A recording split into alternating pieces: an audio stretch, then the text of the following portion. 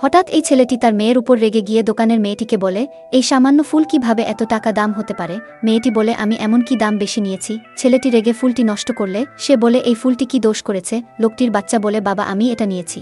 সে বলে, তোমাকে কে টাকা নষ্ট করতে বলেছে? তার কাছে এখনই ক্ষমা চাও। ওই মেয়েটি বলে, বাচ্চাটার জন্য বিষয়টি কঠিন কেন করছেন? তাহলে আমার বাচ্চার দেওয়া টাকা এখনই ফেরত দাও।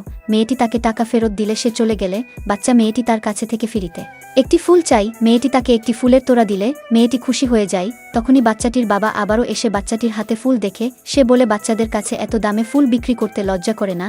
এই বলে সে ফুল কেটে নিয়ে বাহিরে গিয়ে বলে, দেখো সবাই এই ফুল বিক্রেতা কতটা জুলুমবাজ।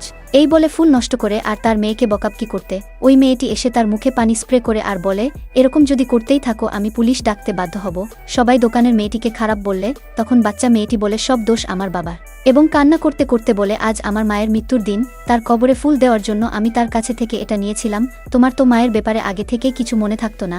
লোকটি তখন তার ভুল বুঝতে পারে এবং ভাবে, আমার মেয়ের সাথে আমি অন্যায় করেছি। তারপরে সে তাকে আরেকটি ফুল দেয়, সেই সাথে সব ফুলের টাকাও দোকানের মেয়েটিকে দিয়ে দেয়।